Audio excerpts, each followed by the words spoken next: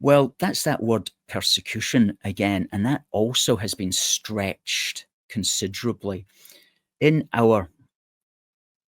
45-point program,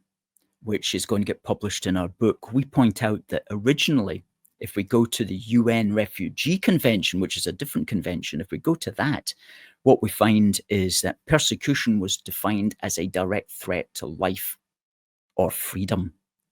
In other words, if you were on, if there was a clear and present danger that you were going to be killed or you were going to be unjustly imprisoned, then you could claim asylum. And to be frank, we need to get back to that definition, which will mean throwing out decades of case law that has expanded that definition of persecution. And however, so long as we are remaining part of the UN Refugee Convention, then the courts will tend to be obliged to follow all the previous case law on what does and does not amount to persecution. And so you're going to get lots of ridiculous claims being made for people who are not in danger of having their life threatened or their freedom threatened. They're simply in danger of being in a situation which they'd rather not be in and which might be mildly unpleasant,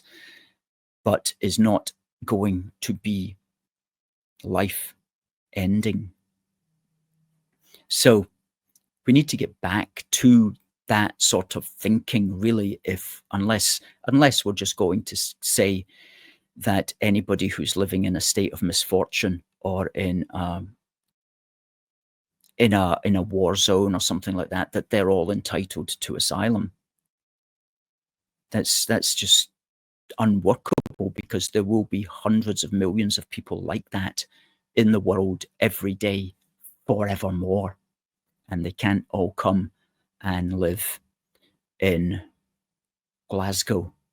even though it seems like that's exactly what's happening at the moment.